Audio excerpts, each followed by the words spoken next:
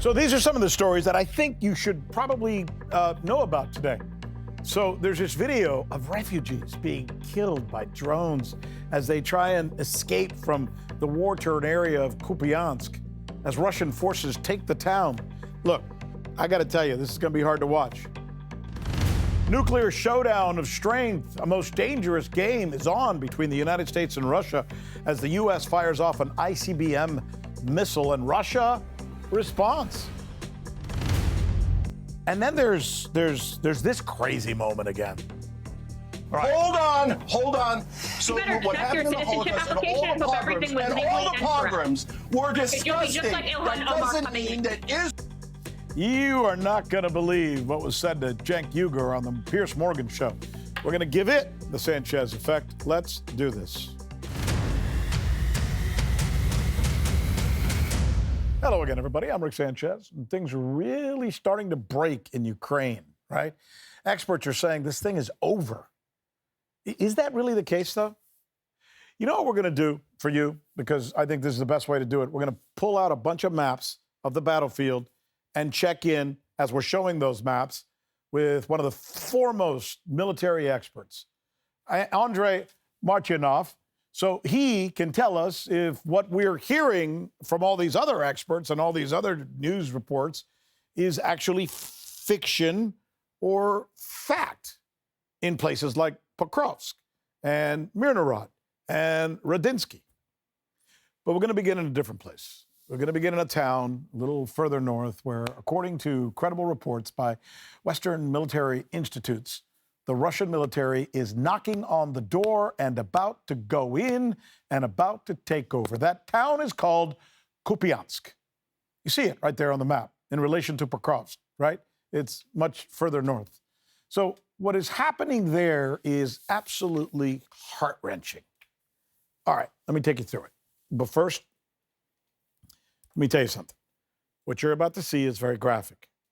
And we've tried to take out some of the most gruesome parts, but you're still going to witness what is the new reality of war, which is a moment of death by drone.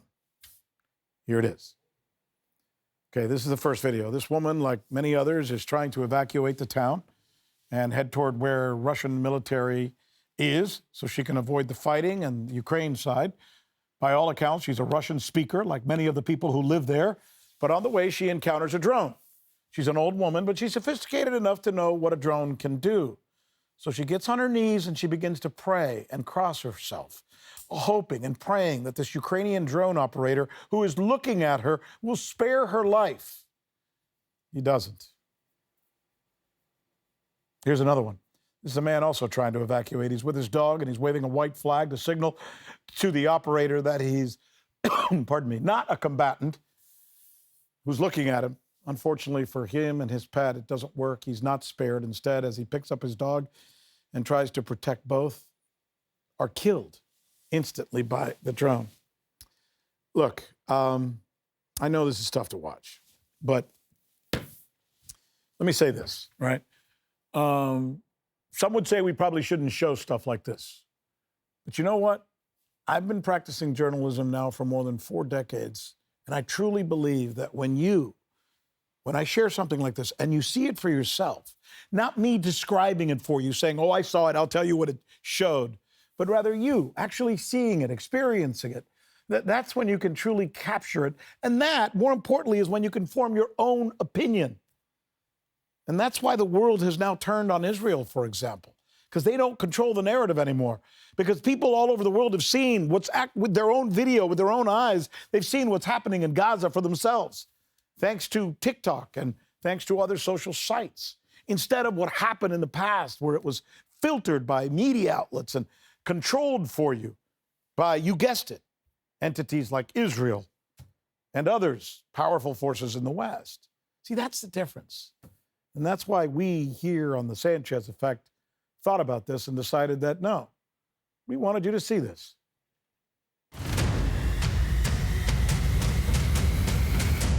Now I want to talk about the other big story. Last night, the United States fired off an intercontinental missile from California to the Marshall Islands in the Pacific. This is what it looked like. This photo was provided by the Trump administration. in order to show off its U.S. nuclear capabilities. Of course, it wasn't an actual nuclear test because no warhead was involved, but it did test the speed and the range of this famously called Minuteman III missile, which traveled 4,200 miles and is also referred to as an ICBM, short for Intercontinental Ballistic Missile. Of course, the real reason for this show of force was to send a message to the Russians about the U.S.'s nuclear strength.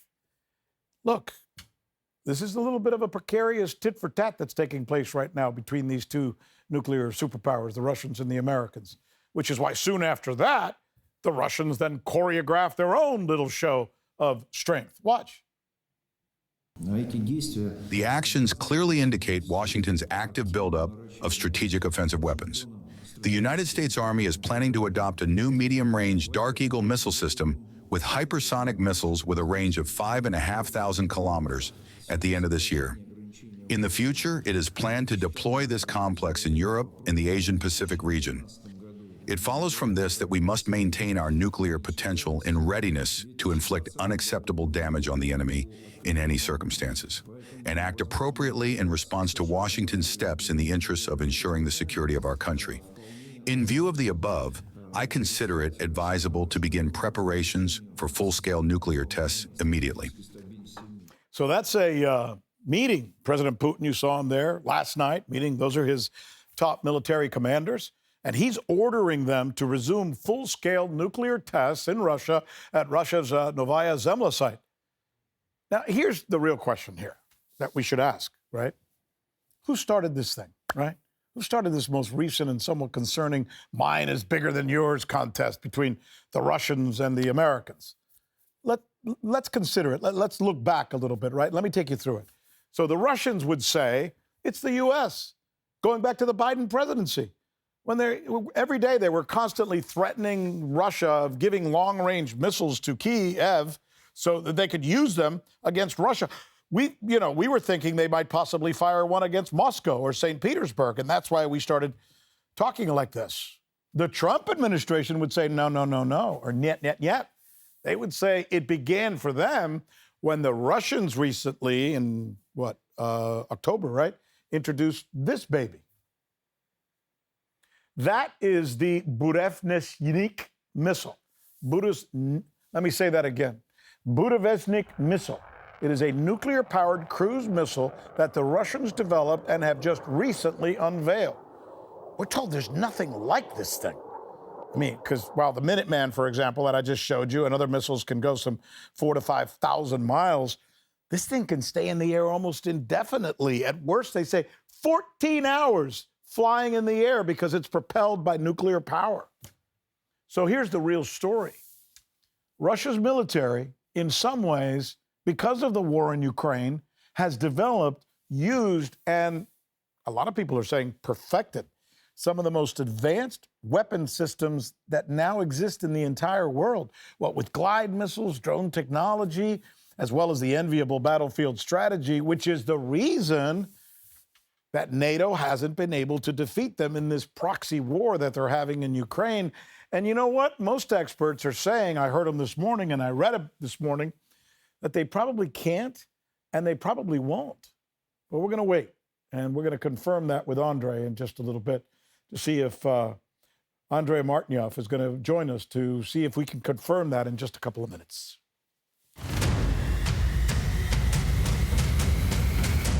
Let's move now to energy sources, because there's something that Vladimir Putin also announced that got my attention when I heard him say it. You know how Russia is known for having perhaps more hydrocarbons, oil and gas, than just about any country in the entire world?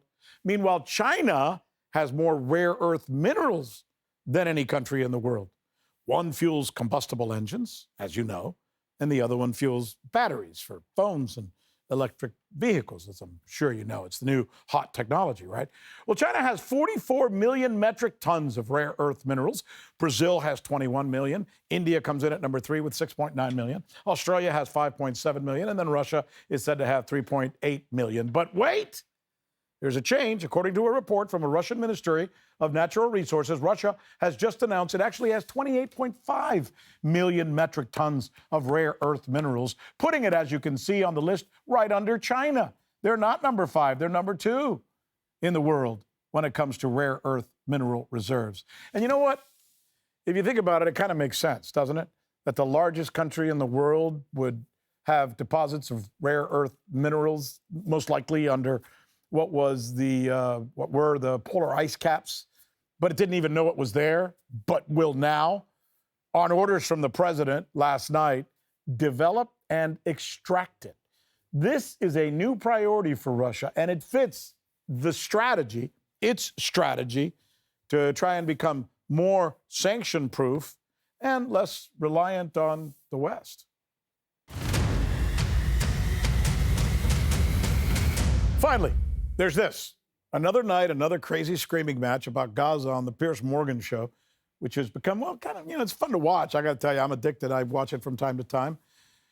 But frankly, it's also a little bit over the top, the screaming matches and stuff. But this time, my friend Cenk Uygur was on there, so I turned up the volume and I watched him argue it out with Katie Miller, who, like her husband, who works in the Trump administration, is an ardent Zionist, very anti-immigrant.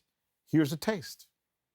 I'm really sick and tired of this racist, bigoted rhetoric that comes from people like you against my husband, against my family, and my children. I am raising Jewish children in this country. Who brought your in which children into this? What a weirdo. Piers, I'm going to be done with this if you're going to allow racist and bigoted attacks against one of your commentators just for the sake that he will not hang on. speaking. Casey, to be clear, he inserted a line that says the Miller's lie. Is that not coded language for therefore we are Jewish? Come on, Piers, where are you? What? Where are you standing for this? God, you're so Casey, pathetic. if I can speak. Everything's your shield is listen. Fire him, cancel him, America. Oh my God, Israel's feelings have been hurt. Why don't you work for this country? Can we try and get this country? Yeah, you are a guest on my show, and I appreciate you coming on the show, and I like you coming on the show. And I'm saying but, the two other guests on your show are welcome to participate in these anti-Semitic attacks that is so permeating on CNN and MSNBC. This is so ridiculous. I'm sorry. I have to jump in here. Somebody criticizing you personally is not an anti-Semitic attack. If somebody says that you are lying, that is not an attack on Jews. That is an attack on you. Yeah, kind of every night. But then things got really crazy and out of whack. Remember, her husband works in the Trump administration, which is why what she says next about Cenk is kind of scary. Right. Hold on. So what happened in the Holocaust and all the pogroms were disgusting. That doesn't mean that is. I don't know if you caught it there at the end, what she said, right? But it's a lot of people are talking about this right now in the United States because you just don't do that. Now, Cenk can be a little over the top sometimes. He's very loud. But he's also, as I said, a friend of mine. He's an experienced journalist, a real journalist, who happens to have been born in Turkey. But he's as an American as anybody else out there, very smart. And she just told him, an American, that he has to check his papers because she might make sure that he gets deported out of the country. Look, I got to tell you, that is so wrong, so crazy that I thought I would point it out because it's emblematic of what's happening right now in America, what's happening in my country right now. It is as divisive, as loud, and as angry as I have ever seen it. It is. Anyway, when we come back, as promised, we're going to try and break down what's really happening across the front line in the Ukraine war with a true expert on Russian military and naval strategy. Andrey Martyanov is going to join us right here. Again, he's as good as they come when it comes to understanding what's actually happening right now in Ukraine, and someone who can objectively explain it to us. So stay right there, because this is what we're going to go through when we come back. Stay with us.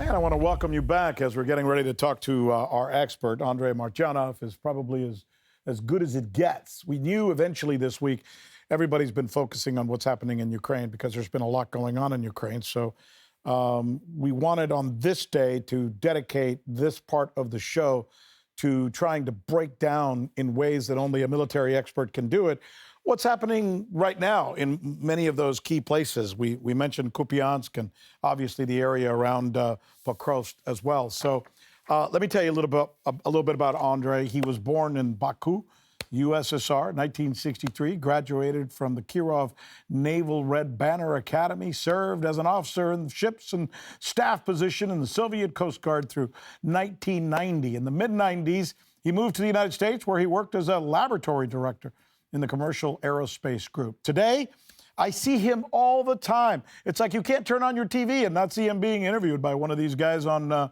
who has some of the most famous podcasts in the world. They all turn to him to find out, to get a better understanding of what's happening right now, objectively, with the situation between Ukraine and Russia. And we are good enough, and he is good enough to give us his time, and we welcome him. Andrey, thank you so much for joining us, sir. With pleasure. I think we should start off talking about this situation in Kupiansk because, you know, we made the decision. We wanted people to see this because it's the reality of drone warfare and the reality of what's happening right now between Ukraine and Russia. And look, horrible things happen in wars. That's just the reality of what a war is. But this looks particularly cruel, especially given the age of some of these people who obviously are not combatants and they're just trying to get the hell out of there. There's also an argument as to, is this really the Ukrainians doing this? Because the Ukrainians are now trying to put out a report saying it's the Russians. Can you help us understand this a little better, sir?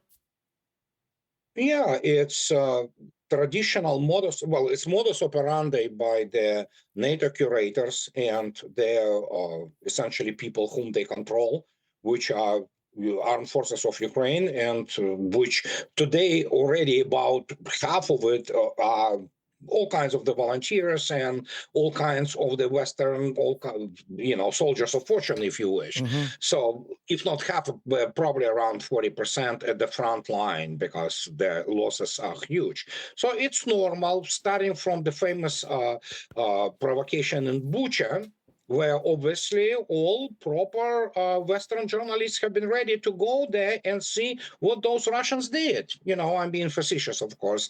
It was all false flag. It's a classic modus operandi of MI6 and CIA. That's the only thing they are good at. And they continue to do this. And don't forget that for the majority of the people in Kiev, which is Nazi regime, and for the majority people in London or Washington, D.C. who run this thing, those are dirty Russian Slavs, subhumans, so they have to die. This is the prevailing mood and prevailing thinking among majority of the armed forces of Ukraine, whatever is left there. So they are very well brainwashed and, prepped for essentially repetition of their, how to put it politely, it's very reminiscent of what Wehrmacht and SS did on the territory of the Soviet Union in the World War II.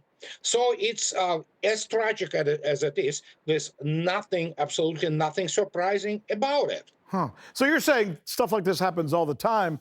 It's just that either there's no video of it or it just doesn't get coverage by the mainstream press and media, because if Russia did this, it would make headlines. But when Ukraine does it, absolutely, it doesn't make headlines. No. I mean, average Western journal from the Main Street legacy media is a war criminal. It's a Goebbelsonian propaganda machine. Those people have no integrity, humanity, won't have you in them. So it's just inevitable degeneration, a decomposition of the media world, primarily primarily in the West, albeit many other places have this issue. So for them, the more those damn Ruskies die, the better, So it doesn't matter. Children, old people. Just yesterday, Russian Defense Ministry returned after proper, whatever the medical procedures there, and remnants of the 300 civilians from Kursk adventure of NATO, essentially.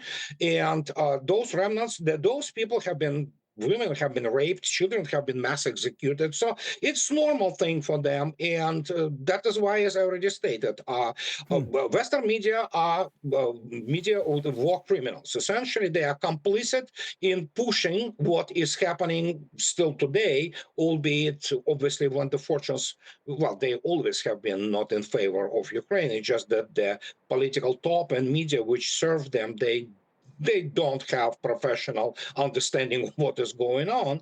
So, but other than that, that is why, I mean, there is no difference between Goebbelsonian propagandist and average BBC or New York Times journal. So that's what it is. You know, I'm listening to you, and I listen to you all the time. I enjoy your commentary. I was watching you, I think, with Mr. Davis and Mr. Napolitano, and just recently. And I get a feeling listening to you now that after watching this video, you're kind of mad about this. Like this is really kind of angering you to watch this video. Am I wrong? No, you're absolutely correct. I mean, this is a pure, simple SS, you know, just that's what they do. Civilians. They are not good fighting militarily in terms of especially issues of the operation planning and strategy and how it is implemented. But they are very good at what they do.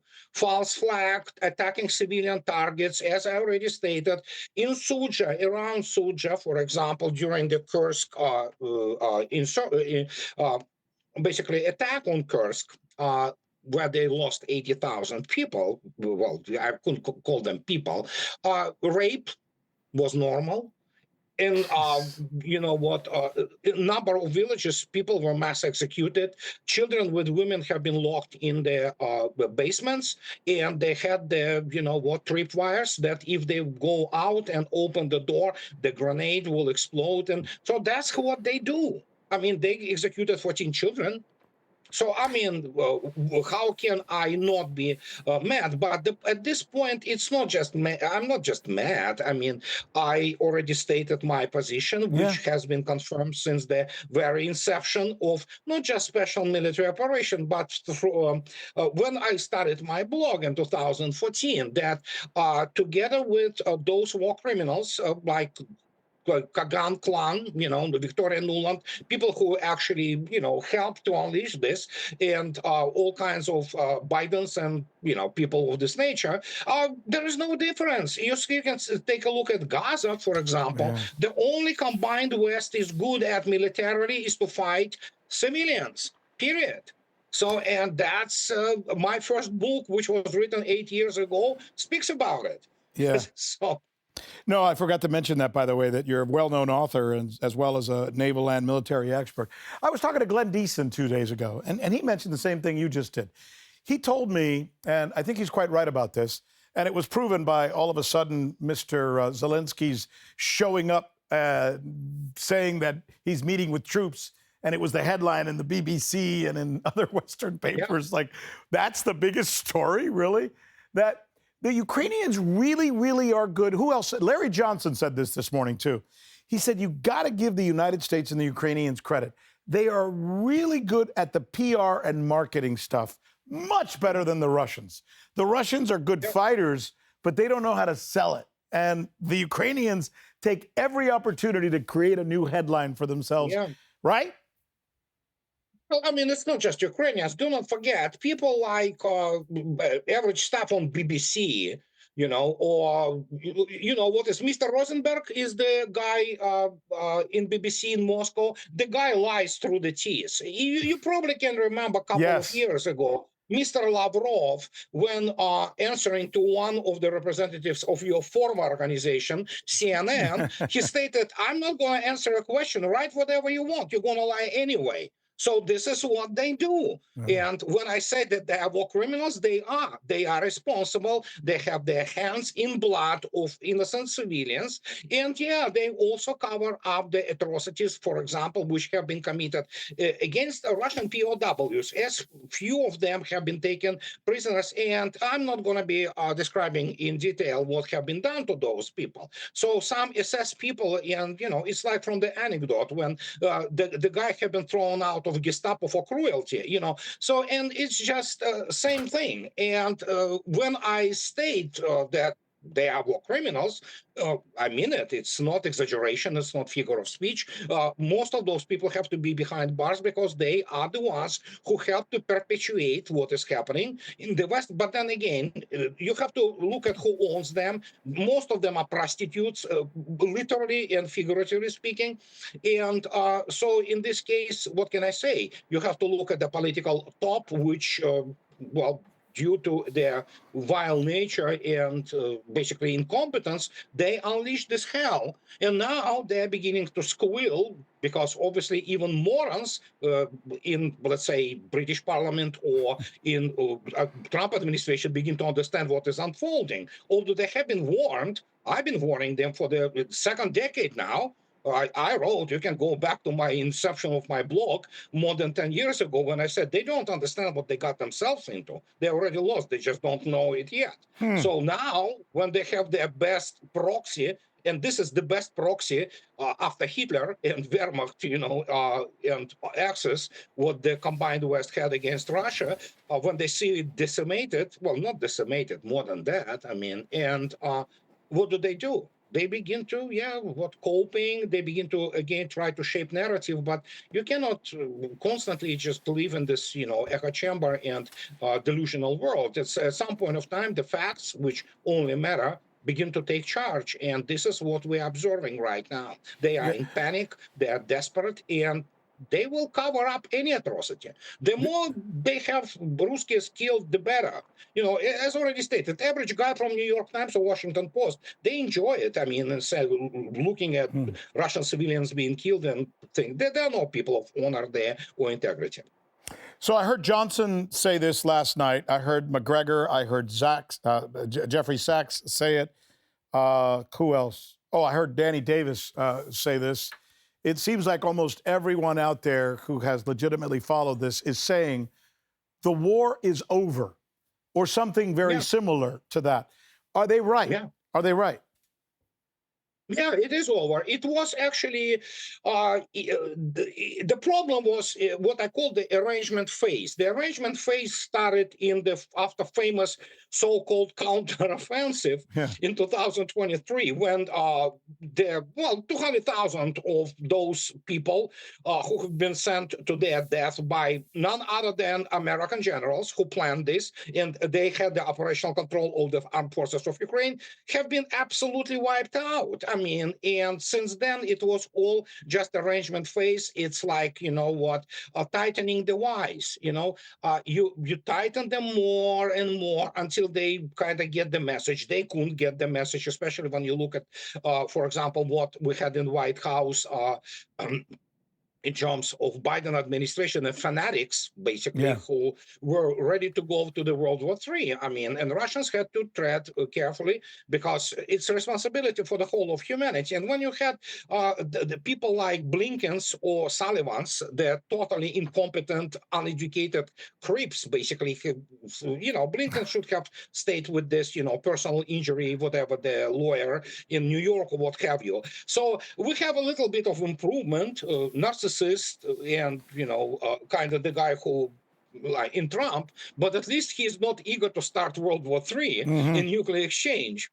And so that's what Russia has to deal with, because the trends on the collapse of the West, so to speak, have been profound already by after 2008. You could see essentially where it was all going. So and the rat, corner to rat, everybody knows it could be dangerous. It could be go and do, as Israeli calls, some option, if we die, let everybody die around it. And there are plenty of people in Washington, D.C.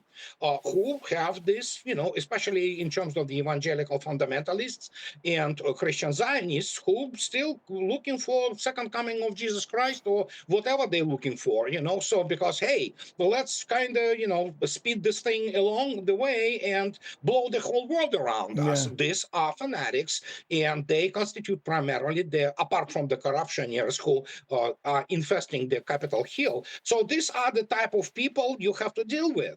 Because you cannot smack them immediately with the hammer on the head. They might get really upset. So you have to do it slowly. But in the end, we have now more than 2 million of Ukrainian forces killed, together with all kinds of killed alone. So you multiply it by 2, another 4 million not probably, PTSD, wounded, so people who are not in their normal state. So there you go. That's the result. They have their hands, not that armed forces of Ukraine deserve any different treatment, but I mean, they threw those people that cannon fodder, because for them, Ukrainians also subhumans. They, just let them expand, and that's what we have now. Let's take this through the different places where the confrontations, the military confrontations, are taking place right now. If we have a map, let's start with Kupiansk. Kupiansk, of course, is where I just showed those videos of those elderly people being killed while they were trying to leave the town. You see it up there. It's very much north of where the big action is taking place, which is Pokrovsk, pardon me. Tell us what's happening in Kupiansk. I read this morning in the Military Institute of War map report that Kupiansk is almost taken by the Russians. They're knocking on the door. Is that true? I mean, it is true, and it's more than that. I mean, there are remnants of, there was, I believe, 7 brigades. But then again, you have to remember that today, Ukrainian Forces Brigade is not traditional brigade in how it is known, for example, in the United States or in Russia, which is between 4,500 and 5,500 people. They are down to basically 2,000, what have you. But so you have about 7,500, 8,000 people trapped there, or whatever is left of them. And so they have been concentrated or pushed towards the southern end of Kupiansk. They are surrounded. There is no exit there other than trying to get out on foot. In all those small groups. They use very many civilians as the human shield. That's what they do. They also hide in the civilian houses. That's what, again, that's their modus operandi. And so as the result, Russians have to tread this also cautiously, because obviously there are still some civilians left in Kupiansk. And as the result, we have now the situation of the what is called reduction of the cauldron. Well, it's kind of, how to say it, medical term, if you wish, but in reality, they're just killing them there, and they constantly, offer to surrender. Most of the time, they do not want to surrender. They are brainwashed into the believing that Russians gonna kill them anyway. So can they get out? So those Ukrainian forces that are in there in Kupiansk, for example, before we move on to Mirnorod and Rodinsky and Pokrovsk, will they be able to get out of there, or are they? No. Did I hear you say trapped? No, I mean, they may try, as I already stated. There are no roads, as is the case, for example, with Pokrovsk, which are not controlled by Russians. So you can take a look at, actually, yesterday in my video I showed, there is a column of between, well, more than squad, I would say 12, 13, half a platoon, essentially, of Ukrainians trying to escape on foot in the forest, strips of the forest, which still are there. Well, they are detected naturally, and then artillery begins to work, and that's it. So, there it is. There it is. There's that video. Yeah, describe to us what's happening. Describe to us what's happening here. Oh, no, they're just trying to escape. So they trying to escape on the foot. They go into the, as you can see yourself, those what is called forest strips, which separate those fields, and they essentially windbreakers, So, and this is primarily where they hide, especially for the last year. And you have to constantly identify their, for example, strong points, what is in there. Then, of course, either drones come in, but primarily the job done is by artillery and other long-range fires. Which is called the ROC, which is a recon fire complex. And the fate of these guys, they're all killed, and Russians will not allow them out.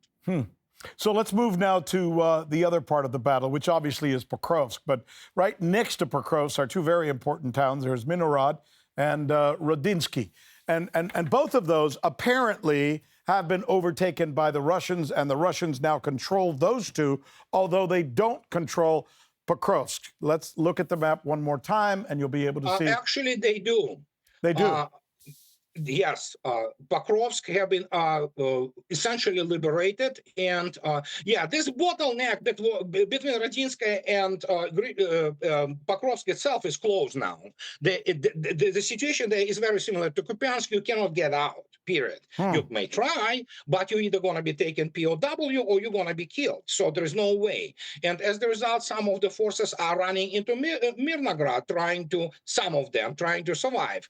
And the desperation again, this situation with those insertion of the special forces on the Black Hawks, all of them killed, primarily taken prisoners of war. So it just tells you everything what you need to know about the situation. But it actually mirrors what we saw in Kupiansk. It's just that the grouping itself there, Pokrovsk-Mirnograd grouping, is larger. We know that there are at least 10,000 armed forces of Ukraine trapped there. And again, in Pokrovsk, 10,000. 10,000 Ukrainians are trapped right now in Pokrovsk. Yep. Not in Pokrovsk, in that area. Pokrovsk itself is being now mopped up. They are primarily concentrating in the what is called Mirnograd, and it's pretty much the same scenario. It's cauldron after cauldron. It's cauldron within the cauldron and things of this nature. Yesterday's map, which probably was from November 1, it already shows practically full control of Pokrovsk. November 3rd, November 3rd, actually, to be exact. And inside Pokrovsk, and yes, it was done by my friends and Colonel Popov, for example, who follows it very closely based on the Russian Defense Ministry, essentially updates. And you can see yourself that, and this is on record by Russian commanders and soldiers, that, they hide behind, civilians. So they run into the civilian house. So just to be clear, I want you on the record on this. Despite the fact what we're being told by the West and even by the Institute for War and Deep State and all these other maps that I look at every day, and I know that they're basically pro-Ukraine, but still they're the closest thing we have for amateurs like me to be able to keep up with what's going on in the battle. According to all those sources, Pokrovsk is not yet been taken by the Russians. You're saying, yes, the Russians control Pokrovsk. It's mopping up. That's what it's called, Zachystka. This is what is happening, mopping up.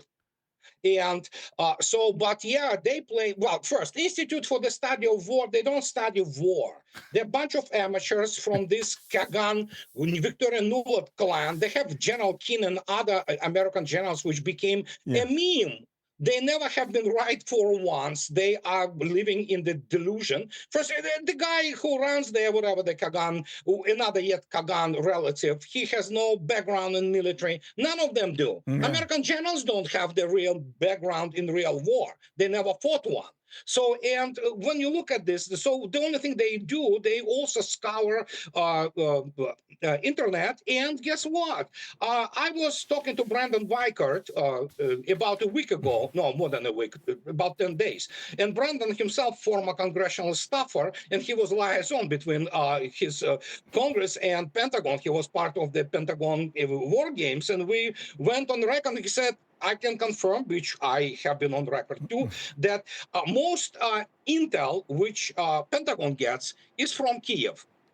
So that tells you everything you need to know about the professional level of the American officer corps, which obviously is not competent because they do not know how to develop the information and how sort out what is BS from the actual situation. As the result, you have those people living in the alternative universe, and they really believe what Zelensky and Nazi regime, apart from the fact American military and United States stained itself, which will not be washed off by supporting Nazi regime. Now everybody says, oh, there are Nazis there. Yes. There are Nazis there. Zelensky is, apart from British support Nazis, they support the most Russophobic, racist, and forces there. And so now, when everybody comes up on who is from the establishment and try to basically talk about something, most of them they don't understand what is happening. Many of them are in panic.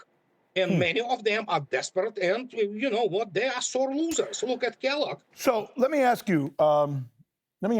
If this is where we are right now, and you're right, by the way, and you're not the only person who's ever told me this.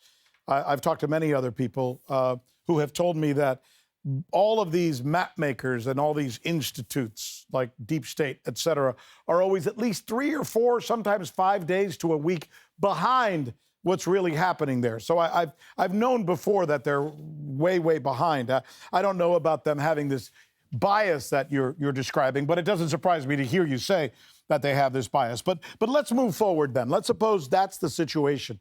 Andrey, what happens now? If they're in this mop-up and they're done with the mop-up eventually, let's say next week, 2 weeks from now, whenever they're done with the mop-up, and then they move and they're done in Minorod and they're done in Radinsky and some of those other cities around there, what's the next step for the Russian army if the other side doesn't come up with some kind of truce that the Russians can agree with? Do they just keep on going to Kyiv? There will be no truce. They will be taking of the Slavyansk-Kramatorsk agglomeration, which is the next target. Kramatorsk. After that, okay. Yeah, Slavyansk-Kramatorsk. It's the last. And I think, hold on, I think we have that. I think we have that on the map. Do we have that as Kramatorsk? Yeah, it's right above, right there where you see Liman, right? That's where Kramatorsk is.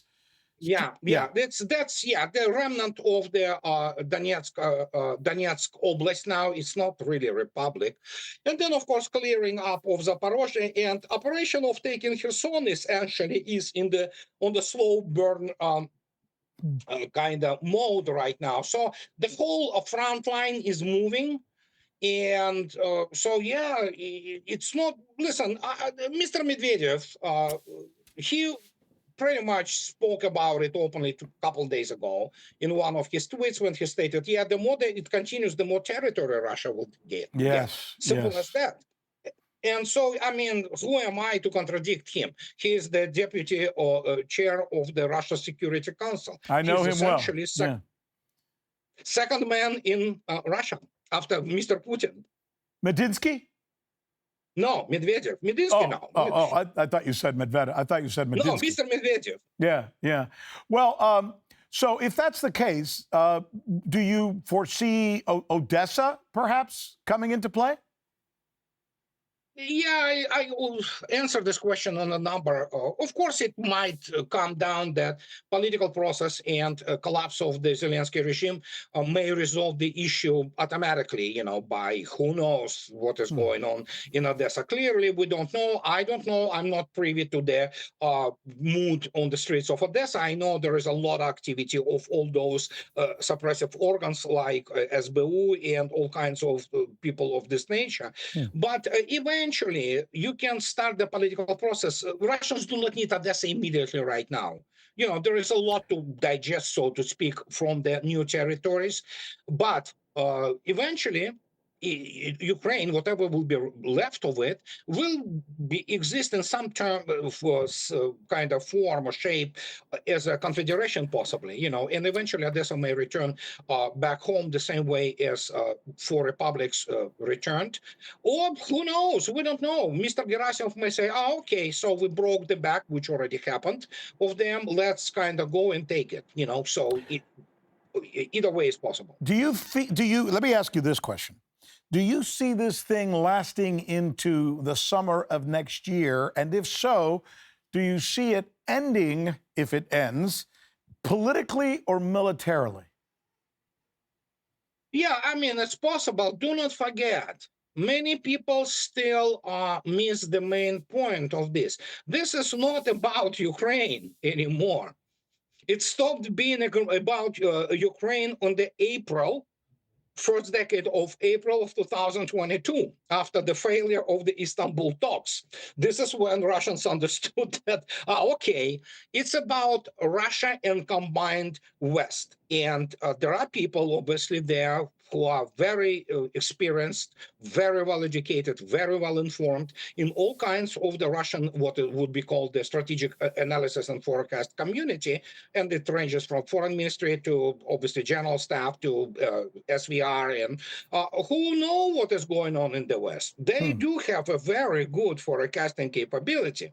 So, and they act accordingly. So, yeah, if it goes through 2026, Russians can do it for a long time. But in the end, and this is already beginning to manifest itself in the most dramatic manner, it's all about demilitarizing the West.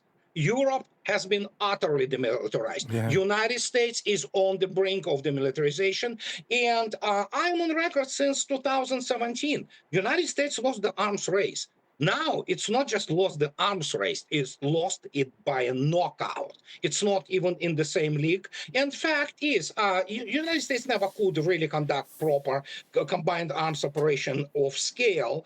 That is why they are still grasping constantly to this, Gulf War 1.0. It's just becoming nauseating. I mean, beating the, third-rate semi-literate Arab military, and oh my God, we're so good. No, you're not.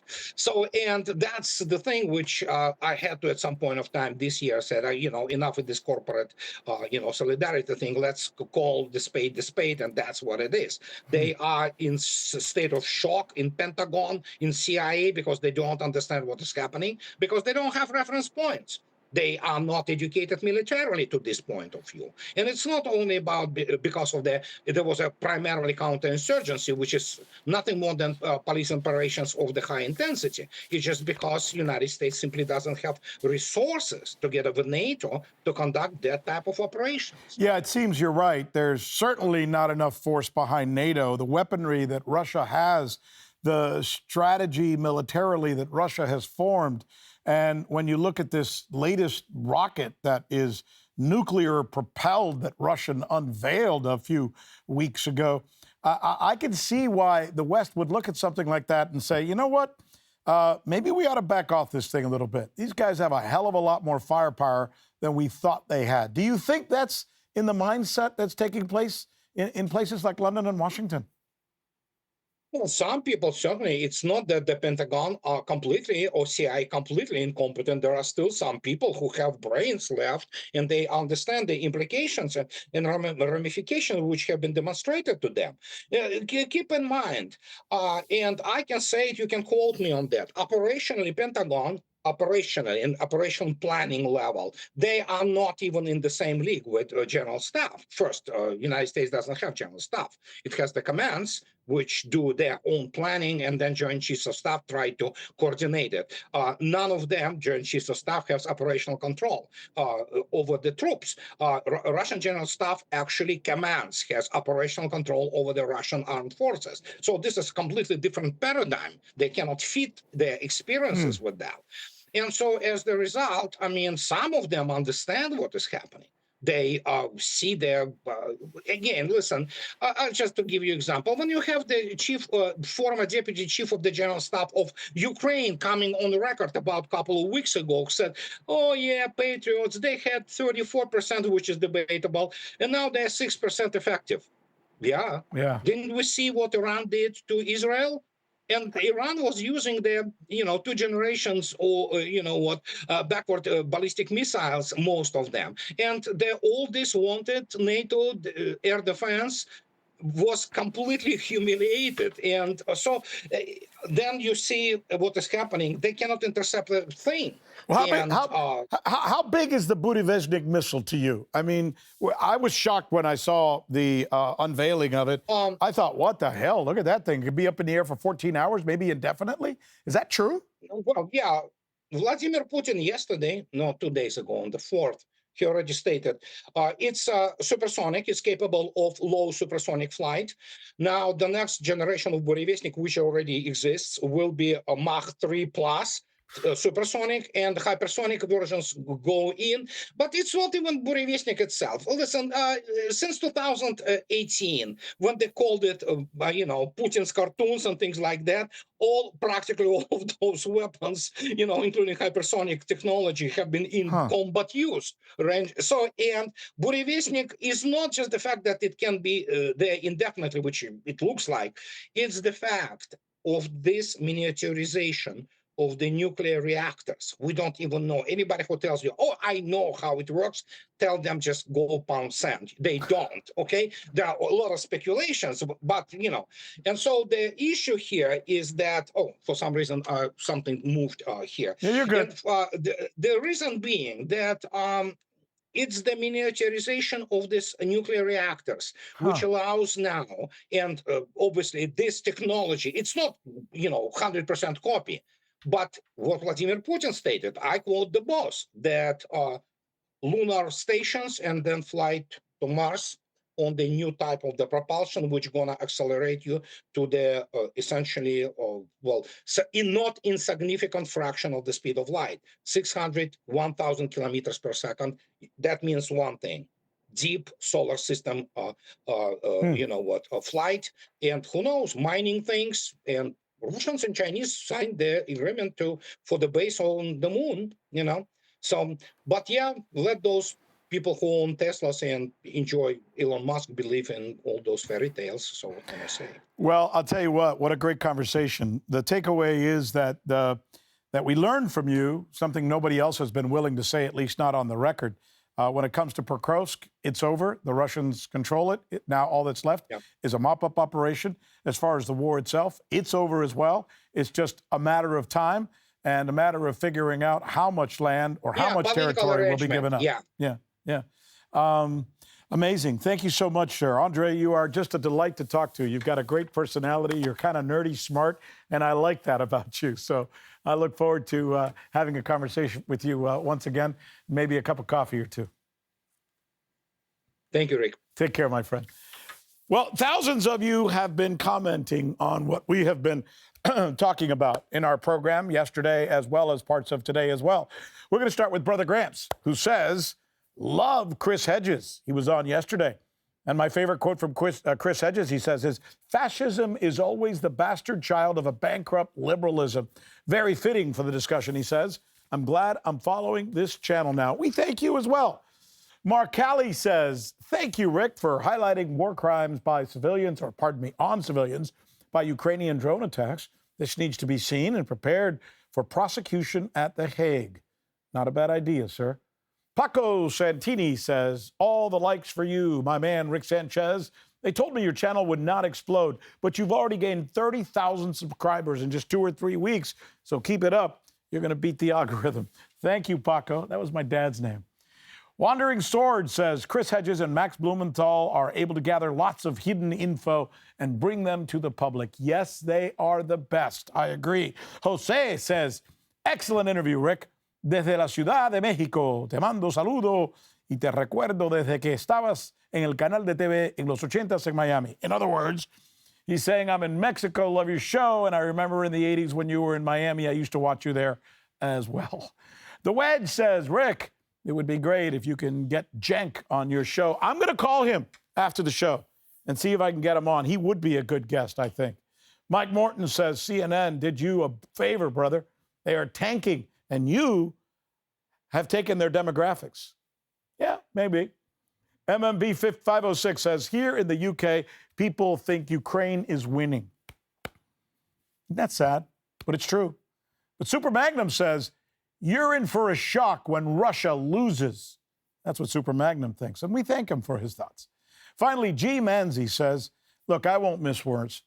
I'm British, and during the last 5 years, from being somewhat of a royalist, admirer of the skills of MI6 and SAS, and proud of having the biggest ever global empire, my mindset has completely changed. I've seen what our government is supporting, neo-Nazis, Islamic radical groups, and the enormous role that we're playing in the Gaza genocide. We thank you, Manzio, for coming around. By the way, we do love to hear from you, and we'd love to get more and more of your thoughts. So do me a favor, go to our YouTube channel. It's called Journalistically Speaking with Rick Sanchez. And let us know there what you like or what you don't like. Tell me the truth. It's okay. You can disagree with me. We're also on X or Twitter at Rick Sanchez TV, and we're constantly engaging and having very long conversations with you there. So, hey, great show. Thanks for being here. Thanks for sharing your home with us. And we'll be looking for you next time. Adios.